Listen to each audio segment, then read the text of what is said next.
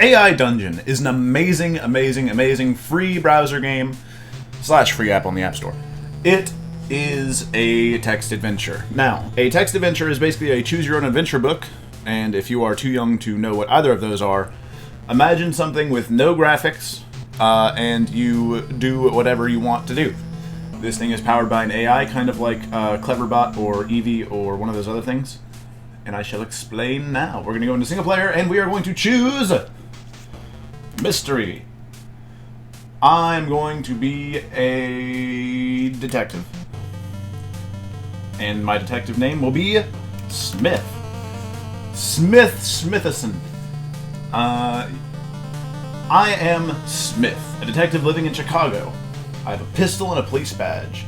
You enter the forest where you believe the criminal you're searching for fled to. Suddenly, you find the body of a man on the ground. He is shot in the head. The man starts to bleed from his neck, and he gurgles some unintelligible words before dying. Well, that's interesting. I kick him and leave. You kick the fallen man and leave the forest. See, this is a text adventure.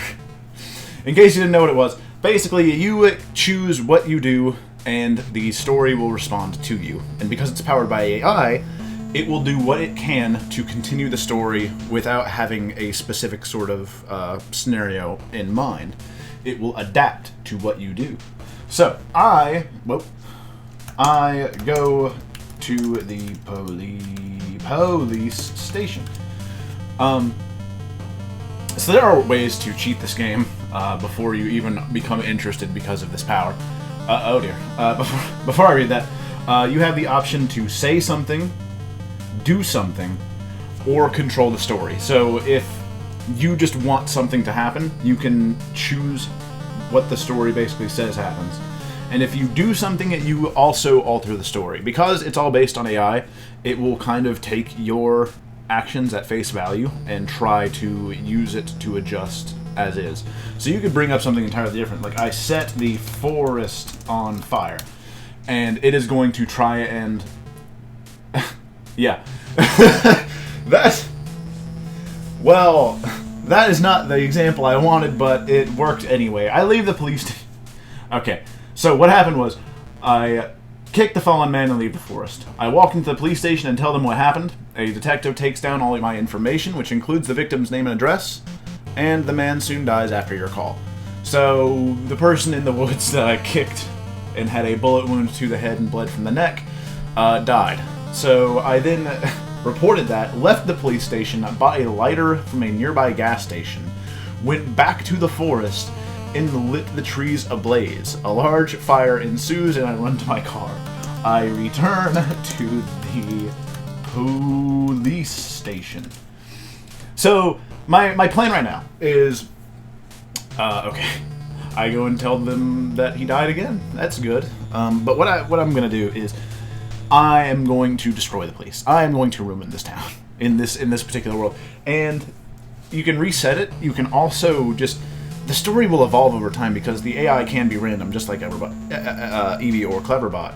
And it will just drift off into something completely different. You can either choose to adjust that or not. So, in order to make it a little bit less insane, you can force it to remember things. So, my name is Smithison. I am a detective. I know a man named Edmund Mund, who is the police station's accountant. He said if the forest caught fire one more time, he would blow up a hotel. I have a snake in my pocket. And basically, every time the AI makes a decision, it has to look at that and try to make sense of not only the story it's trying to make, but also what you have written down for it to remember. So I give my information to the police. I go see Edmund. You go to the police station and ask if the man who was killed today is the same one they took in a week ago. Okay. I tell them, no, I want to see Edmund, the accountant. You tell the detective that you want to see the accountant Edmund. The detective tells you to calm down and ask for your name, but you remain firm and demand to see Edmund. Yeah, I can follow that. So you just press enter and it'll continue. After a few moments, the detective shrugs and puts his hands in his pockets. Alright, follow me. I follow him to the police car he came in and get in the passenger seat. This is going to be bad. I'm going to be arrested. Oh, okay, never mind. He drives me to the accountant's office. The detective parks the car and leaves it running before walking you around to the side and opening the door. You nod. Don't talk to anyone. As you exit the police car, you see that you are at the accountant's office. The detective leads you to the building without talking and up to the second floor. I'm going to tell Edmund.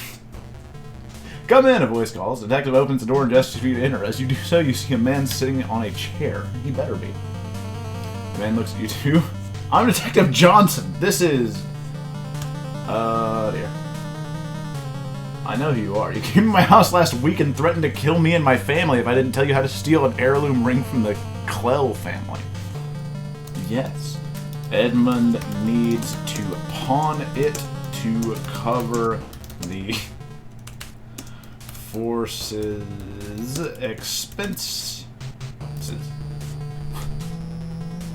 No, you say. You can't tell on me. It'll ruin my reputation. I don't want anything to do with you, the man answers, staring at you. Okay. I throw the snake in my pocket at him. You pull a small deadly snake out of your pocket and fling it at him. The man screams when he sees the snake flying towards him and attempts to dodge. I laugh as he fails. You laugh cruelly as the man's terror manifests itself on his face. He flees the room and Detective Johnson, somehow unmoved, walks toward you slowly. I throw my other pants snake at him. Do it! You pull out a second snake and and chuck it at the detective, but he catches it. Both you and the detective are covered in tiny bites from the snake's venom. I run and proceed to chase. What was his name? What was his name? What was he? He was doing something. The man that is running away. His name is something. Oh God! I chased after the accountant. I quickly inform Edmund that the forest caught fire. I tried to scream this at him. You're obviously scared for your life, so you decide to inform the police of a false emergency.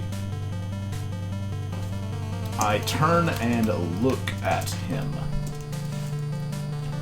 Do you not see the trees on fire over there? Catch the criminal! I caught myself. Oh, I do, but people are more likely to panic when they think there's a real emergency. So you're gonna let them die. Detective shrugs. Realizing that this detective is a monster, I proceed to toss a hand grenade into his mouth like a doggo. The detective screams in agony and lurches forward. He falls to the ground twitching. Oh, God! And that's how you dispose of a monster. Okay. That's the opposite of good. Okay, let's run. Let's run away. We just eliminated a detective. You run towards the door, but are pushed back by the people exiting the office. You push forward desperately before stumbling into the night, 200 meters away. Suddenly I feel my body spasming. I remember that I was bitten multiple times by my deadly pants snakes. The pain from your bites come back, and you remember. You begin to bleed from every orifice in your body. Your body convulses a couple more times and finally lays still. The AI doesn't know what to say, because I am dead. Yeah, that ended rather abruptly, so we're going to do another game. We're going to go back to single player. We're going to try another genre. We are going to do fantasy. We are going to be a peasant. And we're going to be Gregeson. With 2 G's, by the way. You are Greg Gregeson, a peasant living in a small village in the kingdom of Larion. You have a pitchfork and nothing else. You dream of getting out of your village and having an adventure. You go to your fields and begin working. You look up and see a large castle in the distance. You wonder if it would be wise to leave your village and see the world. No. Greg doesn't move. The girl... What? The girl looks at him and starts to cry. A few of the older men continue to drink, while some go over to comfort the girl and start a card game without her.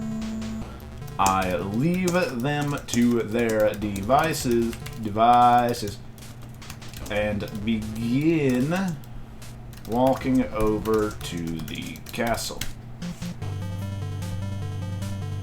You walk around the village for the rest of the day, thinking about your situation. You soon realize there is nothing tying you down, so you pack up your things and set off for the castle in distance. Good!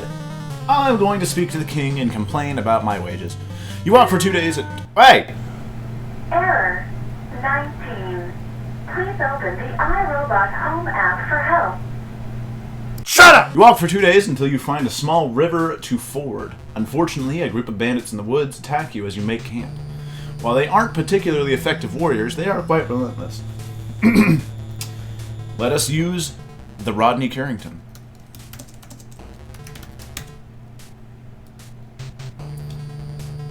What? What? It's not like you'll be going anywhere, and you can't see yourself carrying all your stuff with you in your underpants. Remove pants. Over the next 2 the Carrington didn't work. They just beat and stabbed me. I give them my only item in this world, my pitchfork, and beg them to stop. You feel quite empty, and the only thing getting you through the pain is the thought of your death.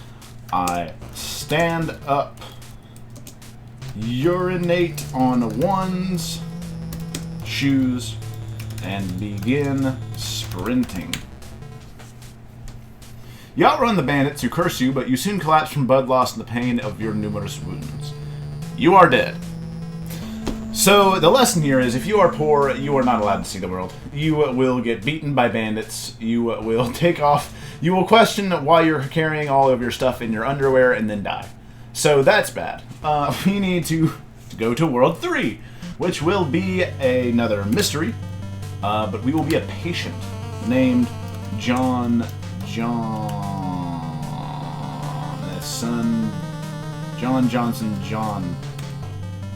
Hisson.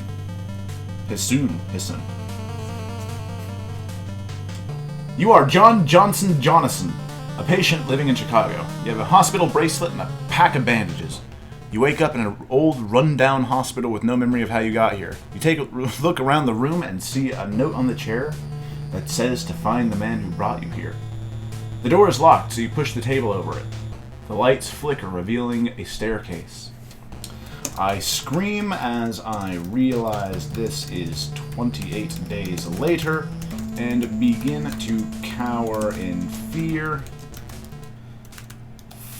thinking there are rage virus infected people everywhere. You find yourself inside the kitchen of the old hospital. The old man from the first day sits at the table. He stares at you without saying a word.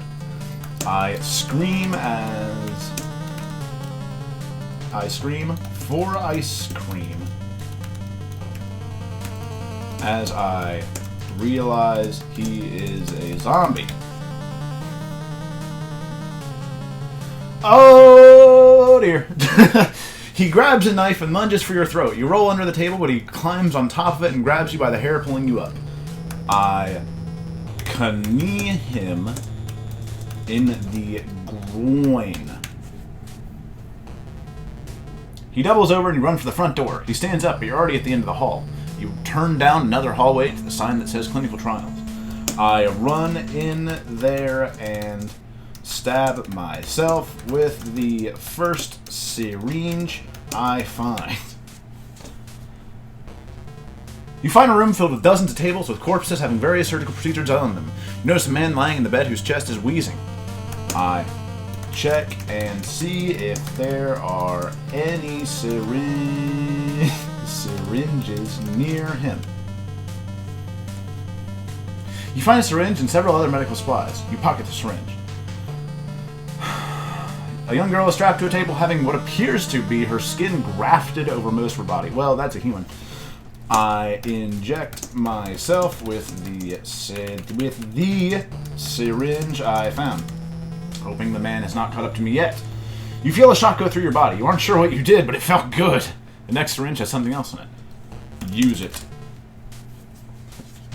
You feel a haze going over your mind. Everything is hazy. You're still aware of your surroundings, but your senses are in disarray. I check to see if the zombie man has found me yet. He hasn't. You head over to the You head over to the bedridden man. He is still alive, but barely. You bat at his cheek and just barely see his eye move. I chuckle and point at him, then leave. You walk around the room into the hallway. You see an old man sitting outside the room, laughing. You walk up to him, open the door, and push him in. I push him out of the chair and sit upon it like a king. Yes. Oh, I'm sorry. Please have my seat, he says and gestures at the chair. You stand over him as he sits in the chair. I say, no, and beat him senseless. You raise your fists and begin to hit him repeatedly. His head hits the wall behind him with every hit. He dies. You look down at your fist covered in blood. I begin running to the exit of this hospital. Whatever. You run to the exit of the hospital. You leave the building and begin wandering down the street. A car passes by, almost hitting you. I flip off the driver and call him mean things. What? You yell, realizing you'll need transportation. You walk to the middle of the street and wait for a taxi. No. I hold my thumb up while standing in the sidewalk. This is how you get hit. A car zooms past you. You begin walking down the road once again. A bus stops in front of you. You see a school bus full of children. They must be about your age. I'm a child? Okay. I demand the door open and let me on board. You walk up to the door and pull at the handle. The door doesn't budge. Hey, you there, a voice says. You turn around and see two men with rifles. Yeah, oh no. Oh no. Where are you doing? I want to get on this bus. They laugh. What's so funny, you ask? Nothing. It's time to alter the world. It's time to alter the world because this is just getting funky and I can make it more funky. I turn into a tiger, growl. Oh, sorry. You turn into a tiger, growl at them, then leap into the air, flying along until you find yourself breathing fire upon a police station. Upon returning to your normal form, you notice something very different. You notice the police station fairly empty. You notice zombies stumbling around. There's a gun within your reach. Okay.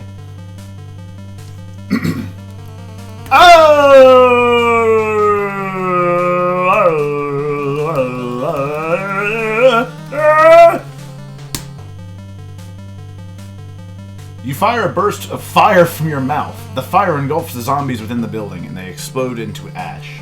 You begin running down the street. A car drives past you at high speed. Hey! Hey! The man in the passenger seat yells. Where are you going? I'm lost. Can you help me get to my grandpa's house?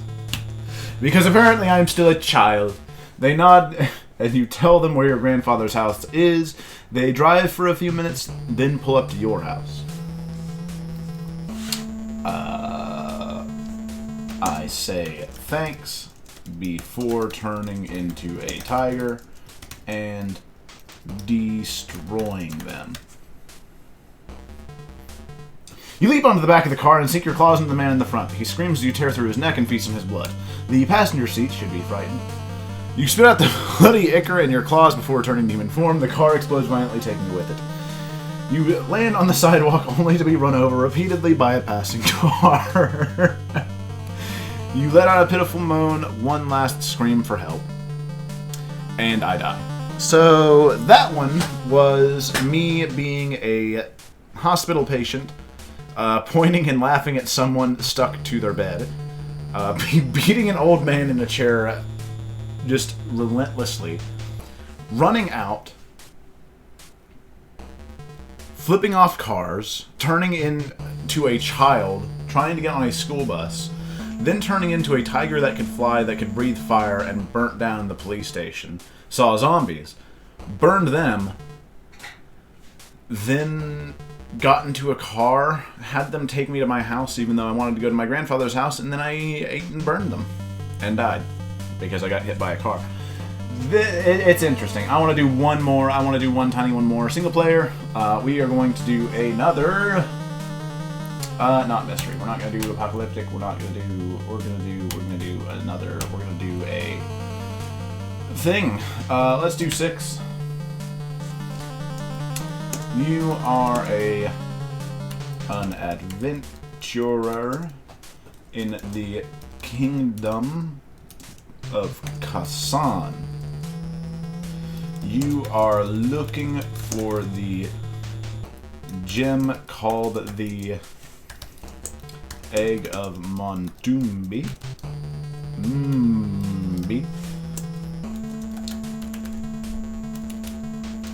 With you is your inept companion, a talking top hat-wearing walrus named Barry. You both walk into the crater and see the gem.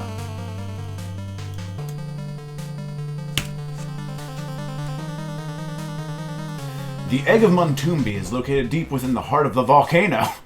Its surface has been scorched by lava from below and above it for centuries. The only way to get it is to find a way down through the magma chamber where it lies. To do this, you must travel up a long ladder made of stone that leads to the magma chamber.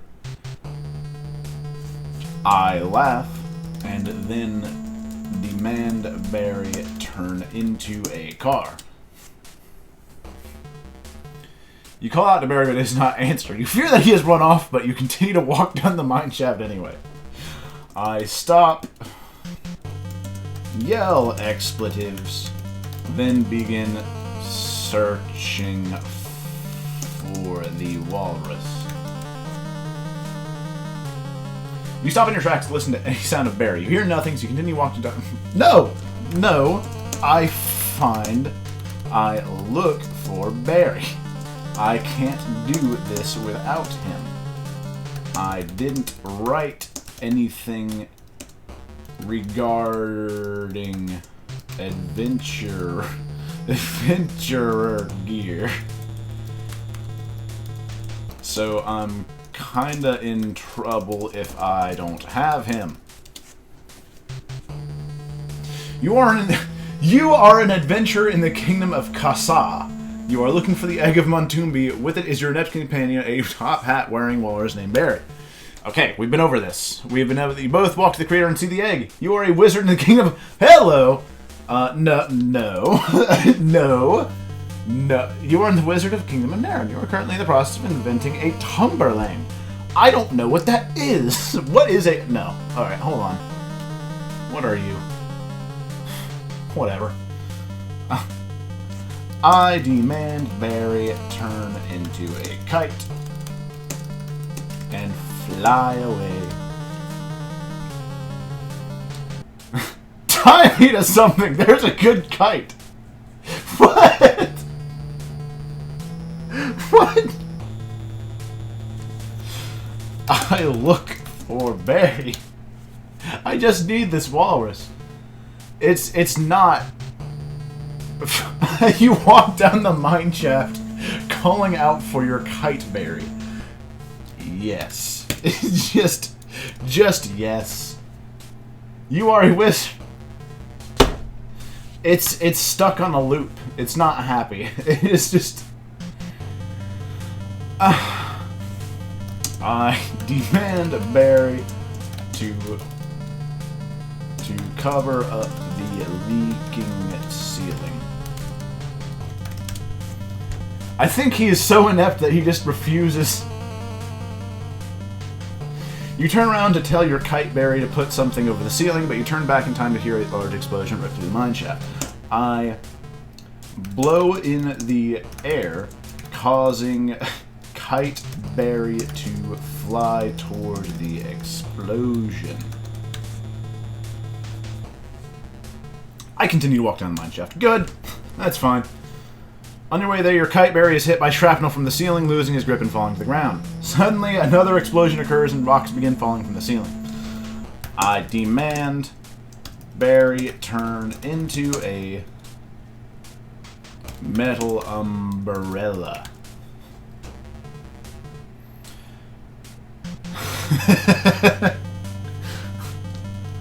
Sigh and accept my death.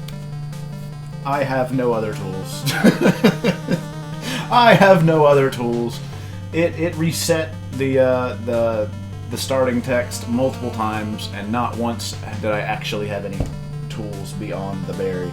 So I was not going to live through that. But those are a few bizarre and rather worthless examples of AI Dungeon. Again, you can go to play.aidungeon.io and play it in a browser, or if you are on iOS, you can get it for free in the App Store. I'm not sure about Android, but it is addictive just how bizarre and in-depth you can do things. It is great.